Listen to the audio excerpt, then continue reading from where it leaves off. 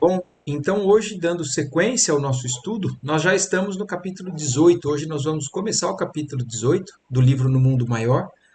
Na semana passada a gente terminou quando o André Luiz e o Calderaro estavam naquela zona ali na entrada da caverna e o André Luiz observando uma série de situações ali. E aí estamos na sequência desse momento ali, ele com o Calderaro observando tudo. O capítulo hoje é pequeno, talvez a gente consiga encerrar. Vamos lá. Então, não havíamos atravessado grande distância quando curiosa assembleia de velhinhos se postou ao nosso lado. Então chegaram, né, um grupo de velhinhos. Mostravam todos carantonhas de aspecto lamentável. Esfarrapados, esqueléticos, traziam as mãos cheias de substância lodosa que levavam de quando em quando ao peito ansiosos aflitos. Então imaginam, carregando lama e levando essa lama ao peito, aflitos. Ao menor toque de vento, atracavam-se aos fragmentos de lama, colocando-os de encontro ao coração, demonstrando infinito receio de perdê-los. Entreolhavam-se apavorados, como se temessem um desastre próximo. Cochichavam entre si, maliciosos e desconfiados. Às vezes faziam menção de correr, mas retinham-se no mesmo lugar entre o medo e a suspeita. Então imaginem a cena, né? Um grupo de velhinhos com medo de que levassem a lama que eles estavam ali na mão. Qualquer movimento faziam eles assustarem. Um deles observou em voz rouquenha: precisamos de alguma saída. Não podemos com delongas. E nossos negócios, nossas casas, incalculável é a riqueza que descobrimos. E indicava com ufania os punhados de lodo a escorregar-lhes das mãos aduncas. Mas prosseguia pensativo: todo esse ouro que temos conosco permanece à mercê de ladrões nesta miserável charneca. Imprescindível é ganharmos o caminho de volta. Isso aqui assombraria a qualquer. Então, olhem que interessante. Eles são uns velhinhos que estão apegados a uma lama, mas falando como se aquela lama fosse ouro. Fosse os recursos, né, que eles tinham de riqueza, que eles depositavam, né, no ouro. Escutando a singular personagem, dirigi interrogativo olhar a Calderaro, que me esclareceu atencioso. São usurários desencarnados há muitos anos. Então são pessoas que são apegadas, né, ao dinheiro, né, à riqueza, desencarnadas há muitos anos. Então, e vamos nos lembrar que nós estamos numa área profunda, densa do umbral ali. Oi, Adila, boa noite. Acabamos de começar aqui, eu acho que você não sei se você tinha visto, né, da gente começar um pouquinho mais cedo. Mas então o André Luiz e o Calderaro na beira ali das cavernas, ele chegou um grupo de velhinhos perto deles, e esses velhinhos estavam com medo de perder o que eles estavam na mão, como se fosse ouro.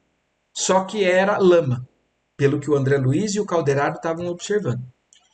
E o Calderaro então explica para eles: são usurários, desencarnados há muitos anos.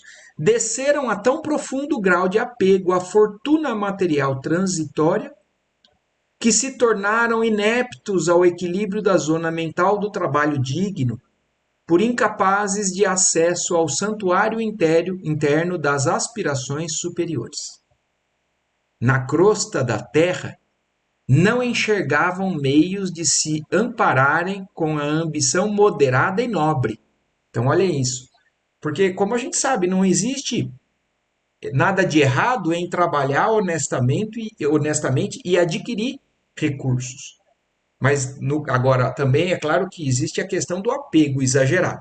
Mas no caso desses aí, eles não conseguiam, né, ter a ambição deles moderada, quer dizer, sem a falta de medida para querer cada vez mais, e nobre, quer dizer, apoiada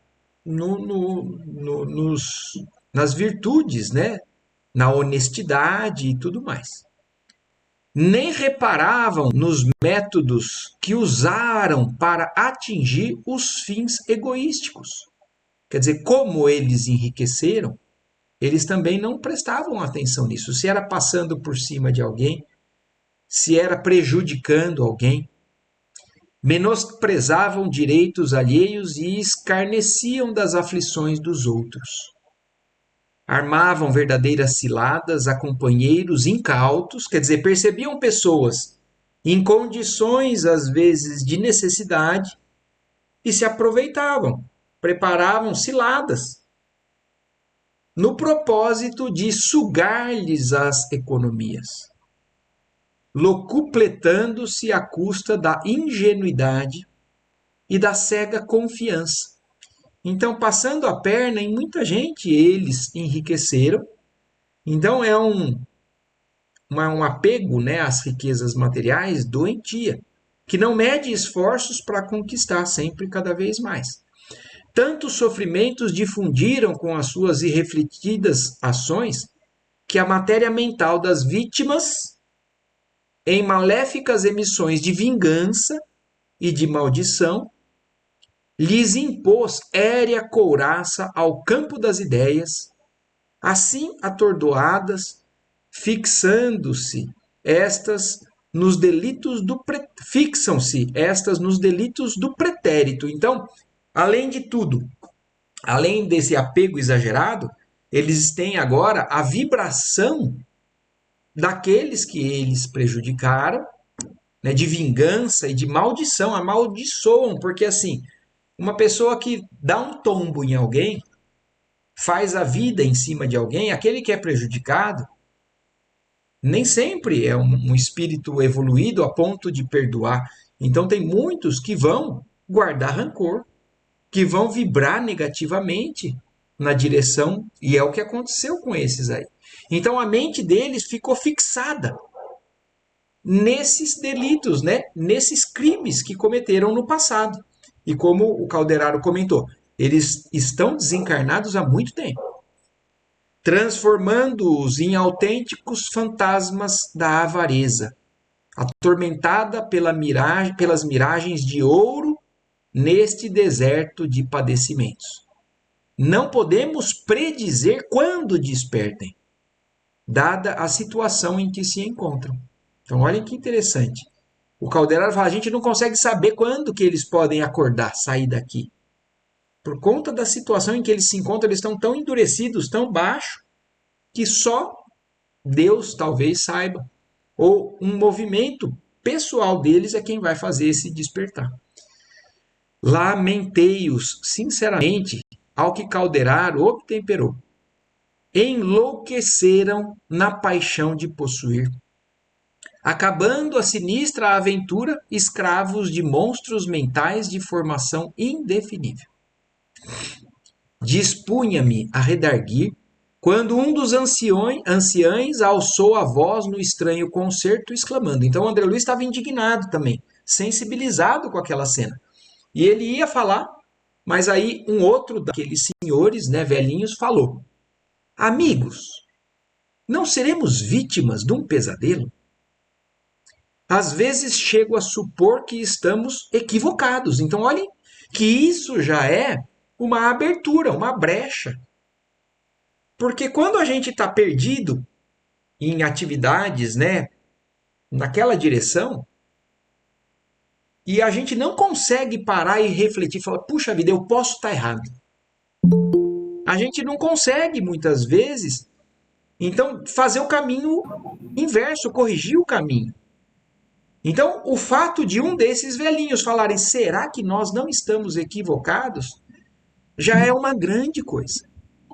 Já é um passo, assim, uma abertura dada à reflexão e, às vezes, à intervenção da espiritualidade ou de qualquer um que possa querer ajudar. Ô, Adriana, boa noite, tudo bem? Boa noite.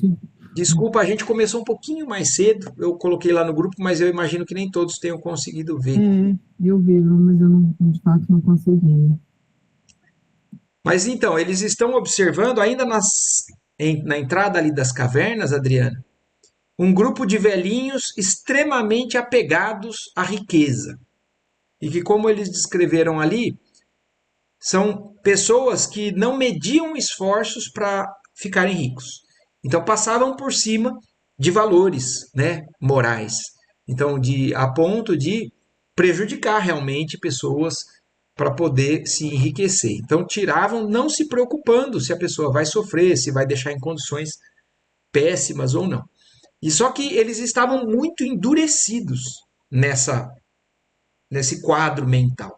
E o Calderaro até comenta, eu não sei quando que nós vamos ter aqui um despertar, mas um dos velhinhos faz esse comentário.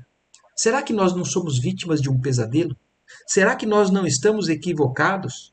Há quanto tempo deambulamos fora do lar? Onde estamos? Não teríamos enlouquecido? Porque essa é a questão. Muitas vezes o que está dementado, louco, né? Ele às vezes não tem consciência disso. Ele vive na loucura, mas não consegue refletir, analisar. Bom, o que eu estou vivendo não é normal. Será que então tem um outro caminho, uma outra forma de enxergar? E esse senhor estava começando a pensar nesse sentido. E aí o André Luiz faz um comentário: ó, oh, aquela voz, escutando a pavorosa dúvida, se apoderou de mim. Quem estaria louco? Interrogava agora a mim mesmo. Aquele velho ou eu? Então o André Luiz sentiu alguma particularidade naquela voz, algo familiar naquela voz que começou aí ele questionar, puxa vida, será que eu tô louco? Será que eu imagino quem é que eu estou pensando que deva ser? Fixei-lhe os traços. Oh, seria possível? Aquele espírito desventurado recordava meu avô paterno, Cláudio. Então, olhem isso, o André Luiz começou a achar que pudesse ser o avô dele naquelas zonas mais profundas ali do umbral. Afeiçoara-se a mim desde os meus mais tenros anos, de trato glacial com os outros, quer dizer, ele era uma pessoa extremamente fria com os outros, mas afagava-me bastas vezes acariciando-me a cabeleira infantil com as suas mãos que os anos haviam engelhado. Seus olhos fulguravam quando pousados nos meus, e a minha mãe sempre afirmava que só em minha companhia ele se acalmava nas crises nervosas que lhe precederam o fim. Então, é um avô do André Luiz que, de alguma maneira, tem alguma ligação muito forte com ele. Porque, como a mãe do André Luiz falou, só na presença dele, o André Luiz era pequeno, era criança na época, mas só na presença desse neto, esse espírito endurecido se acalmava. Não me lembrava da história dele, com particularidades especiais. Entretanto, não ignorava que fizera considerável fortuna em ágios escandalosos, curtindo espinhosa velhice pelo excessivo apego ao dinheiro. Então o André Luiz começou a notar uma semelhança na situação, na voz. Não lembrava de detalhes da vida do avô, mas sabia que ele tinha enriquecido de maneira escandalosa. Conturbara-se nos últimos tempos do corpo e via delatores e ladrões em toda parte. Quer dizer, ele começava a enxergar perigo em todo lugar, da mesma maneira que ele está vivendo aí. Só que vamos fazer uma pequena reflexão no caso. Imaginem quanto tempo se passou então. Se ele era o avô do André Luiz, morreu provavelmente quando o André Luiz ainda era, não fala a idade, mas ele ainda era meio pequeno, não lembra de detalhes da vida do avô. Aí o André Luiz cresceu, virou médico, desencarnou, passou 7 anos no umbral, depois foi acolhido e passou essa jornada aprendendo, e depois de tudo isso, esse espírito possivelmente ainda está fixado nessa forma de desespero, de medo. Aflito, meu pai transferira-o para a nossa residência, onde minha mãe o auxiliou a vencer os derradeiros padecimentos. Num átimo veio-me à memória seu decesso. Quer dizer, o André Luiz aí de repente se lembrou de detalhes maiores, né? Trouxeram-me do colégio, onde fazia o curso secundário, para oscular-lhe as mãos frias pela última vez. Quer dizer, chamaram o André Luiz, saiu da escola para ir beijar a mão do avô pela última vez. Nunca me esqueci de sua impressionante máscara cadavérica. As mãos recurvadas sobre o peito pareciam guardar ansiosamente algum tesouro oculto, e nos olhos vítreos, que mãos piedosas não conseguiram cerrar, vagueava o pavor do ignoto, como se o acometessem trágicas visões do além, no além, para onde fora arrebatado a contragosto.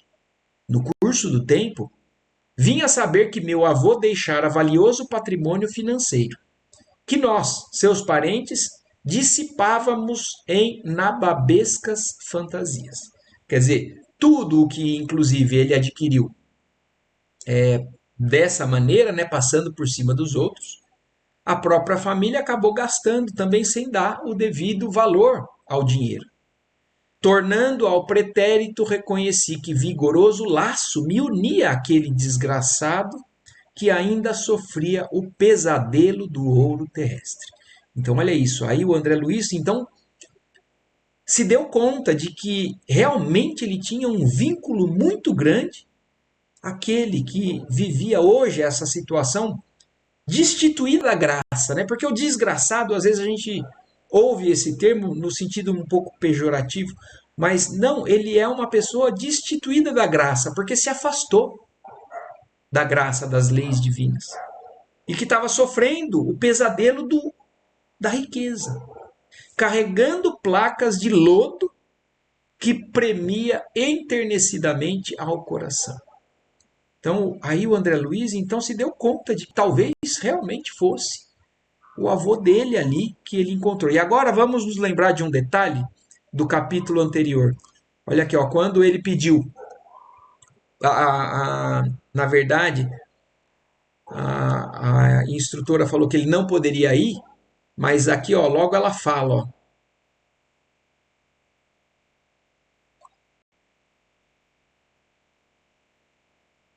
no limiar das cavernas, ó, no item 7, ó, aqui, ó. Se Eusébio foi levado a sugerir a oportunidade a André Luiz nesses sítios, é porque ele tem urgente serviço a prestar. Porque vocês se lembram, ela tinha falado que o André Luiz não poderia descer a Cipriano. Mas aí falou, mas se o Eusébio falou que deveria ir, é porque ele tem algo urgente a fazer.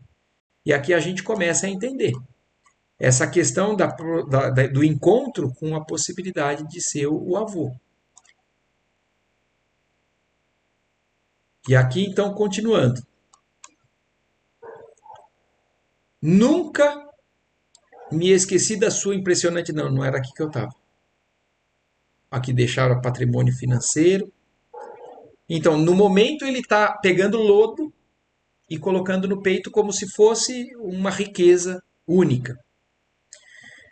E enquanto as reminiscências me enchiam aquele instante, gritava-lhe um companheiro infeliz: Pesadelo? Nunca, nunca! Ó Cláudio, não te sensibilizes tanto. Então aí naquele momento o André Luiz tem a certeza. Porque se estava muito semelhante, se estava voltando as lembranças, agora o outro velhinho chama aquele lá de Cláudio, que é o nome do avô dele. Ah, seu nome fora pronunciado. A confirmação estarrecera-me. Quis gritar, mas não pude. Então imaginem, então é uma cena onde o André Luiz encontra o avô. Depois de talvez 40 anos que ele estava ali perambulando pelo umbral. Compreendendo quanto ocorria em meu íntimo, o prestativo Calderaro amparou-me, assegurando: André, já sei de tudo. Quer dizer, então, tanto a, a Cipriana quanto o Calderaro já sabiam do que o André Luiz tinha a fazer, mas é claro que não falaram para que não tivesse nenhuma alteração emocional. Entendo agora a significação de tua vinda a essas paragens. Irmã Cipriana tinha razão. Não temos tempo a perder. O velho revela-se receptivo. Então não é só porque é avô do André Luiz. Porque sim, o André Luiz tem um vínculo importante com esse avô. Mas se o avô não tivesse no momento receptivo, talvez não fosse útil esse encontro. Então o Cláudio se mostrou receptivo, ele está questionando. Será que nós não estamos enganados? Começou a entender que provavelmente estará em erro, que talvez respire a atmosfera de pesadelo cruel. Ajudemo-lo. Urge auxiliar-lhe a visão para que nos enxergue. Aflito, segui o dedicado orientador que passou a aplicar recursos fluídicos sobre os olhos embaciados do meu desditoso ascendente.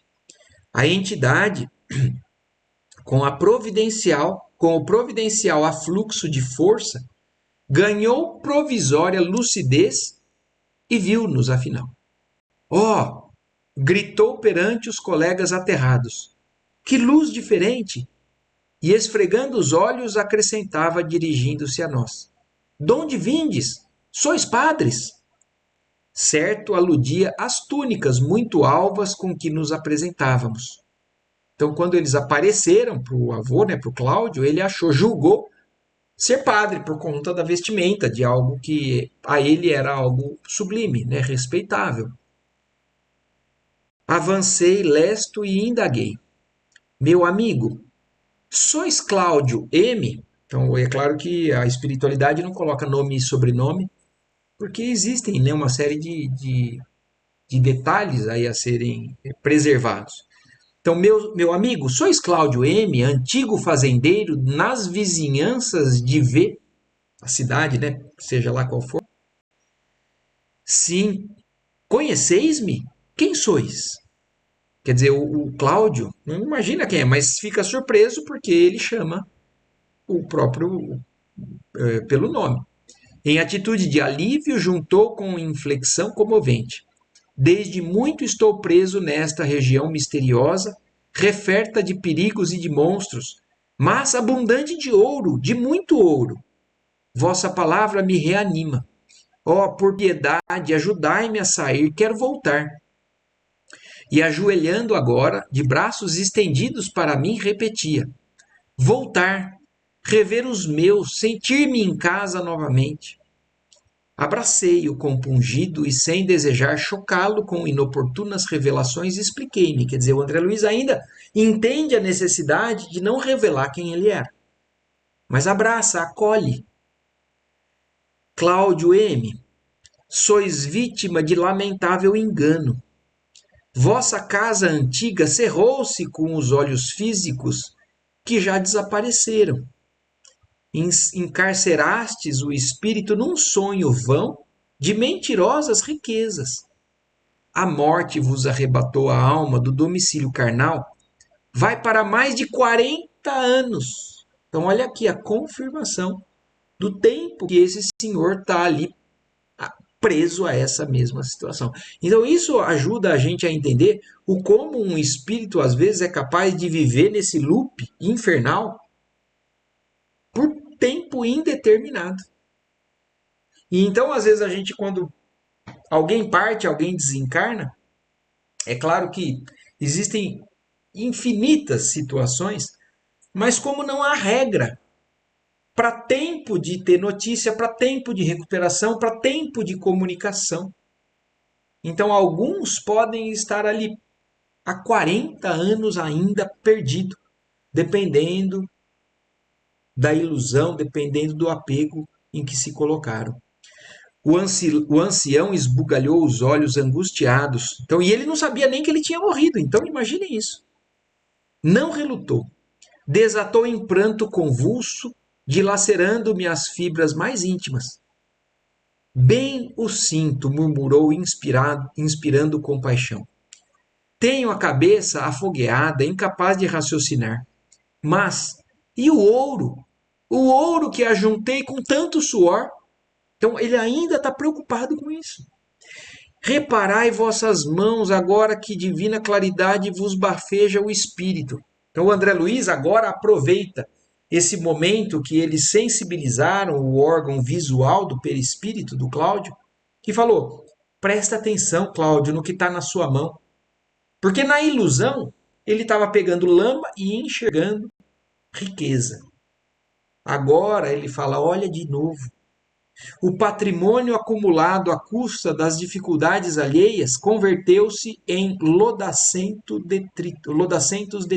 detritos. Notai, meu avô pôs-se a contemplar as massas de lama que sobraçava e gritou aterrorizado. Em seguida, pousando em mim os olhos lacrimosos, considerou: será o castigo? Minha falta para com Ismênia exigia punição. Então, olhem como um espírito culpado na consciência guarda aonde está toda a culpa, aonde está todo o processo de falta, né? E aí ele fala, então, será que eu estou pagando pelo que eu fiz para a Ismênia? Coloquei como os soluços lhe asfixassem a garganta, interroguei: a quem vos referis? A minha irmã, cujos direitos espezinhei. Então, olhem isso, ele começou, né, desde a irmã que ele passou a perna. Sensibilizando-nos intensamente, prosseguiu: sois enviados de Deus, e ouvi-me em confissão. Ao morrer, meu pai confiou-me uma irmã, que não era filha legítima de nossa casa. Então, olhem isso. O bisavô do André Luiz, quando morreu, entregou ao avô e talvez a mãe junto, né? Uma filha bastarda. Não era uma filha legítima, mas ele, preocupando, entrega. E olhem isso, olha a mãe a avó do André Luiz. Minha mãe, quer dizer, avó não, a bisavó. Minha mãe, a mãe do Cláudio, dedicada e santa, criou-a com o mesmo infinito desvelo que a mim mesmo. Quando me vi, porém, sozinho, escorraceia do ambiente doméstico. Então, depois que a mãe morreu, ele botou a irmã bastarda para fora de casa. Provei que não partilhava meus laços consanguíneos para melhor assenhorear-me da fortuna que meu pai nos legara. A pobrezinha implorou e sofreu. No entanto, releguei-a a miserável destino cioso da sólida base financeira que havia conseguido. Fiquei rico, multipliquei os cabedais, ganhei sempre. E fixando as mãos enodoadas, prosseguia amargurosamente. E agora? Ia consolá-lo, abrir-lhe o coração comovido até as lágrimas. Calderaro, porém, fez-me imperioso gesto, recomendando-me silêncio. Então, o Calderaro, já mais capacitado, né, percebe que ainda não é momento de falar. Então, deixa ainda o André Luiz mais um tempo ouvindo, refletindo, deixando a situação se desvencilhar. Meu triste antepassado continuou, descortinando-me novos campos ao sentimento. Onde viverão meus parentes, cujo futuro me preocupava? Onde rolará o dinheiro que amontoei penosamente, olvidando minha própria alma? Onde respirará minha irmã, a quem despojei de todos os recursos? Por que não me ensinaram na terra que a vida prosseguiria para além do sepulcro? Estarei efetivamente morto para o mundo ou louco e cego? Ah, mísero que sou, quem me socorrerá? Alongando os braços ressequidos, suplicava: tende piedade de mim. Meus pais foram levados ao túmulo há muitos anos e meus filhos certamente me esqueceram. Estou desprezado, sem ninguém. Valei-me, emissários do Eterno. Então ele está fazendo uma retrospectiva da vida dele, dos parentes, Dos pais que se foram, se ele morreu, e por que ele não encontrou com os pais? Há tantos anos. E os que ele deixou, os descendentes, né? Provavelmente se esqueceram de mim. Valei-me, emissários do Eterno, não abandoneis um ancião traído em suas ambições e propósitos. Agora que reconheço, perdão, aqui caiu um negócio. Agora que me reconheço,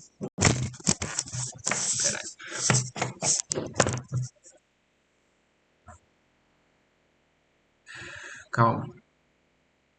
Agora que me reconheço, tenho medo, muito medo.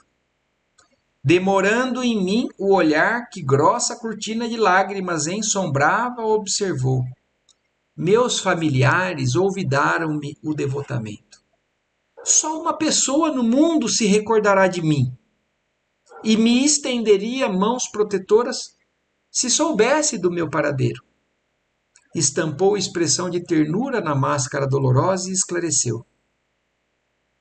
Meu neto André Luiz. Olha isso. Como ele, esse vínculo, o quão importante é esse vínculo que esses dois espíritos têm. Meu neto André Luiz era a luz de meus olhos. Muita vez os carinhos dele me aquietavam o torturado pensamento. Em muitas ocasiões manifestei em casa o desejo de que ele se consagrasse à medicina. Então, olhem isso. Por mais equívoco que esse avô pudesse ter tido na vida, ele tinha um desejo e uma afeição que, de certa forma, contribuiu para a formação do próprio André, que se tornou um médico. Destinei-lhe um legado para esse fim. Pretendia vê-lo fazendo o bem que eu, homem ignorante, não soubera praticar. Frequentemente me assaltava o remorso pela extorsão que infligira a minha irmã. Contudo, consolava-me com a ideia de que o neto do meu coração de algum modo gastaria o dinheiro que eu indebitamente aferrolhara, educando-se como convinha para benefício de todos. Seria o benfeitor dos pobres e dos doentes, espargiria sementes dadivosas, onde minha existência inútil espalhara pedras e espinhos de insensatez. Meu neto seria belo, querido, respeitado. Então ele depositava uma esperança de que tudo que ele tinha feito de errado teria algum valor. Alguém faria uma boa utilidade daquilo que era fruto de um crime que a consciência dele carregava. Enxugando as copiosas lágrimas, indagava em voz súplice, com a atenção presa aos meus gestos, a meus gestos. Quem sabe se vós, mensageiros de Deus, poderíeis levar a meu neto a tremenda notícia dos males que me devoram. Não mereço o afastamento dessas masmorras que me enlouqueci, mas ser-me-á consolo saber que André tem ciência dos meus padecimentos. Então o desejo dele é que o neto saiba. E mal imagina que ele está falando isso para o neto. Ah, não mais valeram sinais do assistente Calderaro para que me contivesse, esperando ainda mais. Então aí nesse momento, o André Luiz não conseguiu mais se conter.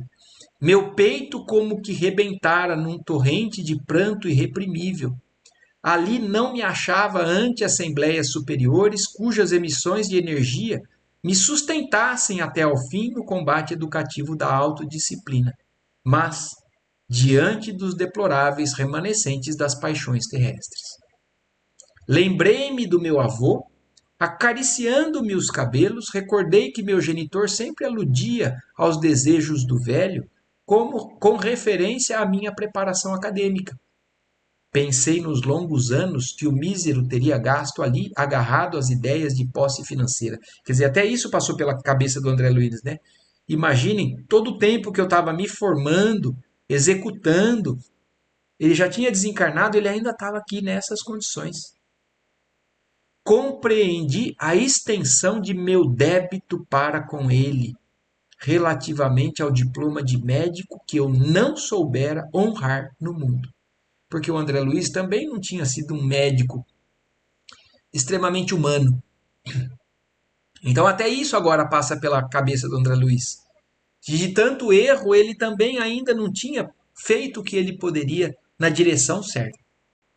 Dirigi súplice olhar a Calderaro rogando-lhe me perdoasse. Então aí o André Luiz sente a sua culpa, o seu erro, e ele pede perdão ao Calderaro. O assistente sorriu e entendeu tudo. Quem terá perdido de todo a expressão infantil, se o próprio Cristo, supremo guia da terra, abriu tenros braços um dia no berço da manjedoura? Quer dizer, ele estava vendo o André Luiz ali, buscando auxiliar, mas naquele momento como uma criança pedindo perdão. Tornando mentalmente a cenários da infância longínqua, senti-me novamente menino. Venci de um salto o espaço que nos separava e ajoelhei-me aos pés do meu desventurado benfeitor que me observava, agora trêmulo e assustado. Cobri-lhe as mãos de beijos, erguendo para ele os olhos lacrimosos, perguntei: Vovô Cláudio, pois o senhor não me conhece mais? Então imagina, aí naquele momento o André Luiz se ajoelha e pergunta, como uma criança para o avô. Impossível seria descrever o que se passou. Esqueci por momentos os estudos que me impusera a fazer, olvidei os quadros daquele ambiente que provocavam curiosidade e pavor.